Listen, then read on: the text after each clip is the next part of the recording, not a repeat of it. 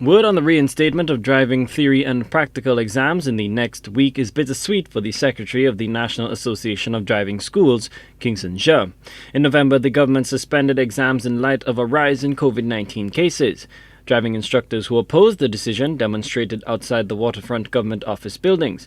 Talks ensued with the Transport Ministry to devise COVID-19 protocols to facilitate exams. But, still unhappy with the pace of change, Kingson Jean and another instructor this week brought traffic on the Castries-Grosley Highway to a halt to protest the perceived inaction. He was promptly arrested and is facing charges.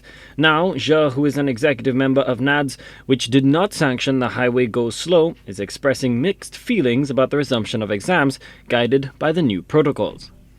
Although we are pleased that exams will resume shortly, which will be all the way, I think, on the 14th of December, we're not too pleased in some of the protocols. We believe they are too draconian in nature, and we was really hoping that they would have a change to them. We did inform the CTO of that, but apparently they took no heed to it. Jean recently disclosed that the association had some qualms about changing seat covers after every exam. He says that the date for the resumption of exams dashes the hopes of persons obtaining permit licenses in times for the close of the year.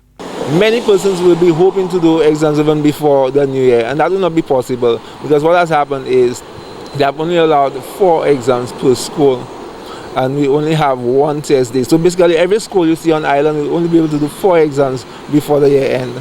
And so many people will be left behind. We are hoping that they would at least extend some people permits and things of that sort, because that would be an added cost to those people for no fault of theirs. So we're hoping to have dialogue with the Ministry of Transport to see if they could extend those people permits so they won't have to renew their permit for probably November, December and January. Jean defended his recent industrial action, including the controversial slow driving, which resulted in gridlock on the Grosley Highway. He says he simply wanted to draw attention to the plight of driving instructors and student drivers. In life, when you see you being affected and you go for the diplomatic route and you're not seeing any changes, sometimes you have to take a stand that will affect other people so people can recognize your plight and act in a more hastily manner. Sometimes people need to see that you're serious and that you ought to be taken seriously. The instructor has a laundry list of complaints with the administration of the island's Department of Motor Vehicles and Transport Services.